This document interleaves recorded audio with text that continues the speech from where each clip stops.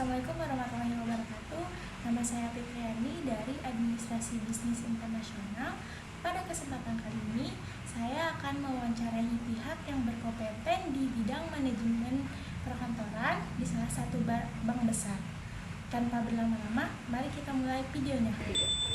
Baik, sebelumnya boleh perkenalkan diri dulu. Baik, nama saya Ilham Ramadiansa. Sebagai apa? Di sini sebagai teller di bidang frontliner di pelayanan di service. Apa saja sih SOP yang diterapkan di perusahaan ini? Kalau SOP itu karena kan kita perusahaan BUMN ya, jadi gak jauh beda sebetulnya dengan perusahaan swasta. Cuman perbankan BUMN itu resmi langsung kita ke tekanan pemerintah. Jadi dinaungi langsung oleh Kementerian BUMN, di mana aturannya pun kita pakai aturan pusat atau aturan pemerintah. Jadi aturan itu berlaku bagi semua BUMN, khususnya kami dari Mandiri di perbankan. Jadi kelengkapan kantor yang sering digunakan di perusahaan ini.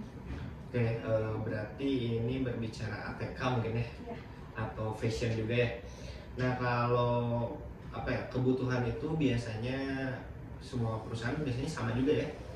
Cuman yang membedakan adalah budayanya, dimana kalau budaya BUMN itu kan budayanya agak sedikitnya formal.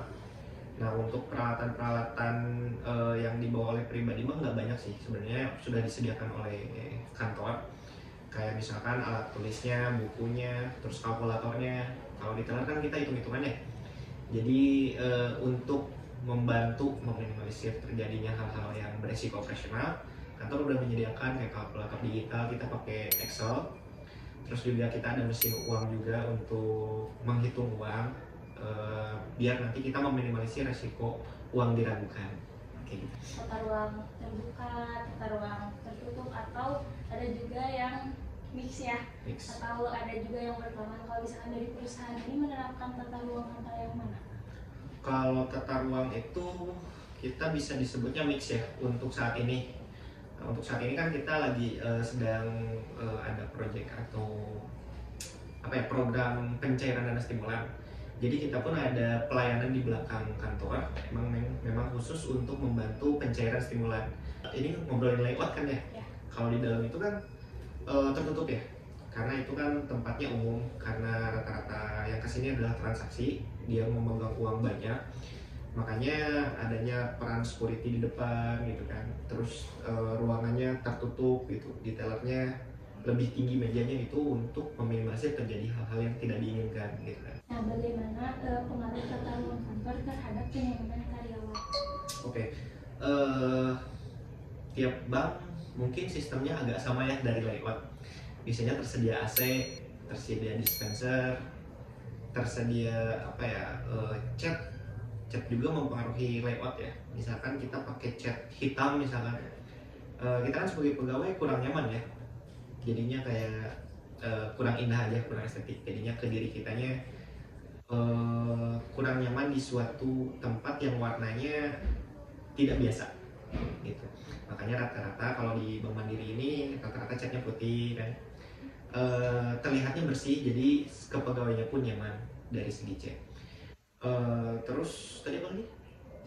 Mungkin sama ya, pertanyaannya sama kayak tadi, suhu, ruang, sama warna. Tadi kan warna yang digunakan iya, putih ya.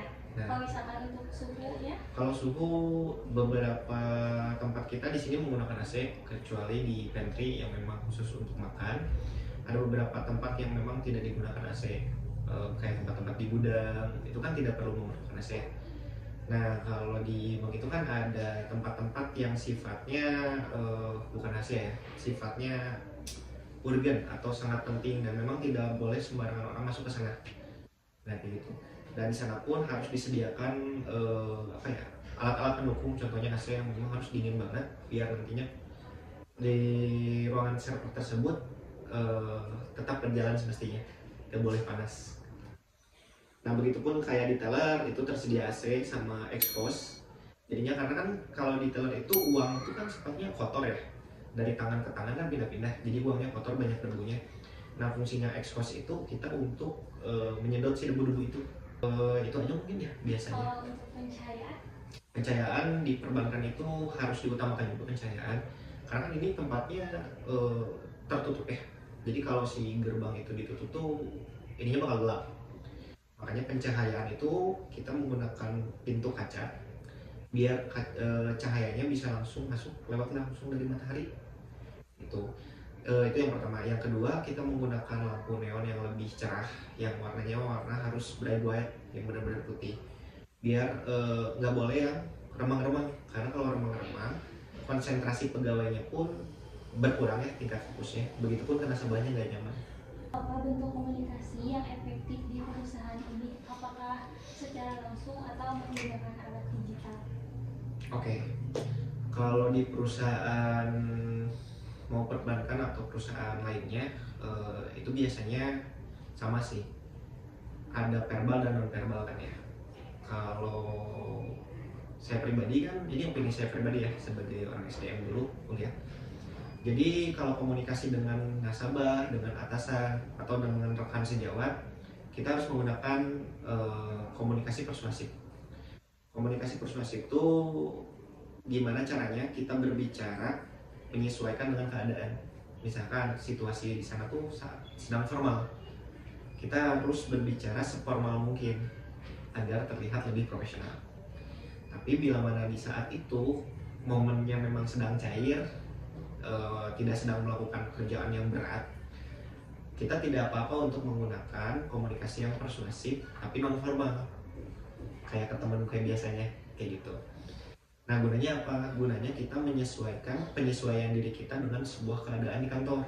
Itu dari segi verbal. Kalau non verbal, biasanya kita ada sosialisasi ya, entah bentuknya dari grup WA atau bentuknya lewat Zoom meeting, kayak gitu-gitu sih. Banyak jenis layout untuk meeting ya. Ada classroom style atau U-shape atau theater style. Nah, biasanya di perusahaan ini menggunakan yang mana Itu tuh untuk meeting? bentuk ruangannya. Iya, layoutnya yang kayak kalau misalkan teater kan di satu sini yang menjelaskan satu bangku, di sini 3, di sini 2 buat yang mendengarkannya. Kita biasanya ada 2 sistem. Memang sistemnya tuh yang benar-benar melingkar, jadi semua orang tuh melingkar. Tuh, misalkan atasannya di tengah-tengah nih, di depan. Nah, rekan-rekan bawahan atau sejawatnya tuh berputar di belakang, di depannya gitu. Itu kan fungsinya buat apa ya? Voice-nya lebih kedengar secara masif gitu, ke telinga-telinganya lebih masuk. Itu dari kalau briefing ya biasanya ya. Nah, kalau rapat-rapat biasanya kita menggunakan working space, sistemnya working space. Kan ada perusahaan tuh yang menerapkan co-working space, ada yang menerapkan working space. Kalau working space itu lebih ke formal. Misalkan ada ruang rapat nih di atas misalkan. Nah, itu adalah bentuk working space. Jadi ada proyektornya, ada layarnya kan. Terus meja-mejanya juga tertata kan. Jadi kayak letter U gitu ya. Kayak letter U. Nah, itu yang di Bank Mandiri rata-rata menggunakan working space. Demikian wawancara saya hari ini tentang manajemen perkantoran di Bank Mandiri. Semoga informasi yang diberikan dapat mendapatkan wawasan baru. Saya juga ingin berterima kasih kepada Pak Ilham dari Teller Bank Mandiri yang telah meluangkan waktu untuk berbagi ilmu dan pengalaman di bidang perkantoran. Sampai jumpa di kesempatan berikutnya. Wassalamualaikum warahmatullahi wabarakatuh.